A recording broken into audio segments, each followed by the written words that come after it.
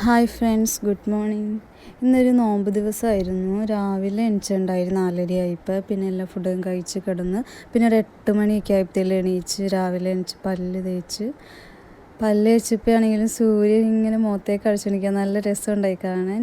പിന്നെ ആദൂനുള്ള പാലൊക്കെ എടുത്ത് പാല് തിളപ്പിച്ചുകൊണ്ടിരിക്കുകയാണ്. ആദ്യം അവരാരും എണീച്ചിട്ടൊന്നുമില്ല, രാവിലെ എണീച്ചുകൊണ്ട് കിടക്കുവാണ്. പിന്നെ വാഷിംഗ് മെഷീനിൽ തുണി ഇട്ടേണ്ടായിരുന്നു, അത് എന്തായി നോക്കാൻ പോയി. പിന്നെ ഇന്നലെ ഇട്ടേർന്ന തുണി പറക്കിയെടുക്കണതാണ്.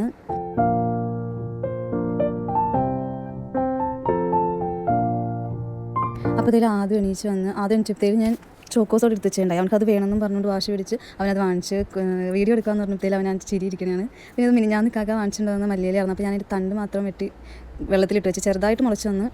പിന്നെ അത് കഴിഞ്ഞപ്പോൾ അടിച്ചു വരാൻ മുറ്റത്തേക്ക് അത് കരിയിലായിരുന്നു. പിന്നെ അടിച്ചു വരാൻ പോയി. അടിച്ചു വരാൻ ക്യാമറ വെച്ചപ്പോൾ അതിൻ്റെ ഫ്രണ്ടിൽ വന്ന് ഓരോ കോപ്രായങ്ങൾ കാണിക്കുന്നതാണ്.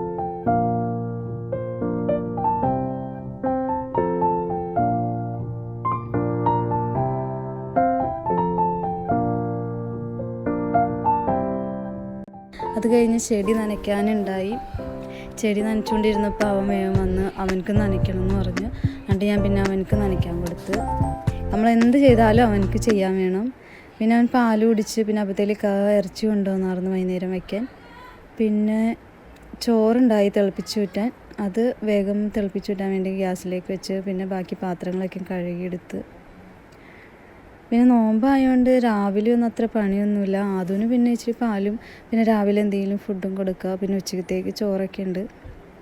അപ്പോഴത്തേലും നെജക്കുട്ടി എണീച്ച്. ആൾ ഭയങ്കര സന്തോഷത്തിലാണ് എണീച്ചത്. അപ്പോഴത്തേക്ക് ഇവൻ തറവാട്ടിൽ പോയി അവിടെ ഉക്കുമാൻ്റെ ബോളൊക്കെ ഉണ്ടായി, ബലൂൺ. ആ ബലൂൺ എടുത്തുകൊണ്ട് വന്ന് കളിക്കുകയാണ്. അപ്പോൾ ഞാൻ പറക്കിയെടുത്ത് തുണി മടക്കി വെച്ചുകൊണ്ടിരിക്കുകയാണ്. അപ്പോൾ തന്നെ മടക്കി വെച്ചില്ലെങ്കിൽ ഇവൻ ആകെ വലിച്ച് വാരിയിടും. അതുകൊണ്ട് ഞാൻ എടുക്കണ തുണി അപ്പം തന്നെ മടക്കി വയ്ക്കും.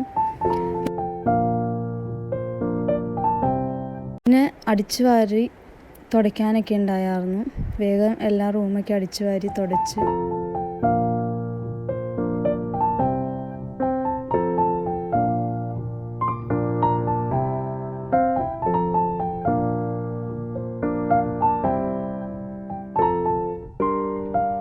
പിന്നെ ആദൂന് ഗോതമ്പ് ദോശ ഇഷ്ടമാണ്. അപ്പോൾ ഞാൻ അവനക്ക് വേഗം കഴിക്കട്ടെ എന്ന് വെച്ച് ഗോതമ്പ് ദോശ കൊടുത്തു. അപ്പം അവൻ ചൂടാണെന്നും പറഞ്ഞു വേഗം എണിച്ചു പോകണയാണ്.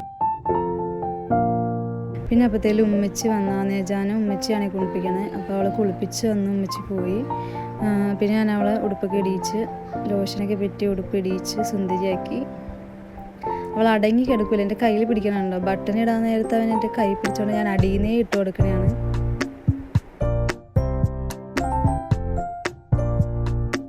പിന്നെ ആ ഇറച്ചി കൊണ്ടുവന്നത് ഞാൻ വെള്ളത്തിലിട്ട് കഴുകി വാരി വെച്ചു. പിന്നെ അപ്പോഴത്തേലും അവനെ കുളിപ്പിച്ച. പിന്നെ ഇത്താത്തായും കൊച്ചും വന്നിട്ടുണ്ടായിരുന്നു. അവർ വന്നപ്പോൾ കൊണ്ടുവന്ന ലേസും ഒരു ജ്യൂസും കൊണ്ടുവന്നിട്ടുണ്ടായി. അപ്പോൾ അവനക്കത് കൊടുത്ത് അവൻ കഴിച്ചുകൊണ്ടിരിക്കണേ. പിന്നെ ഞങ്ങൾ കുറച്ച് നാട്ടുവർത്താനൊക്കെ പറഞ്ഞുകൊണ്ട് ഇറച്ചിക്കറിക്കുള്ള സവാളയും സാധനങ്ങളൊക്കെ എല്ലാം അരിഞ്ഞെടുത്ത്. പിന്നെ അപ്പോൾ ചാച്ചീൻ്റെ വീട്ടിൽ നിന്ന് കൊണ്ടുവന്നതെന്ന് പറഞ്ഞുകൊണ്ട് റൂബിക്ക ഉപ്പിലിട്ടത് കൊണ്ടുപോയി തന്നു. നോമ്പായതുകൊണ്ട് തിന്നാൻ പറ്റില്ല, പൊളിച്ച് നോക്കിയത്. അപ്പോൾ നല്ല റെഡ് കളറായിട്ടിരിക്കണേ. പിന്നെ ഇറച്ചിക്കറിക്കുള്ള അരപ്പെല്ലാം തയ്യാറാക്കി. പിന്നെ അവരിതേ ജ്യൂസ് കുടിച്ചുകൊണ്ടിരിക്കണേ.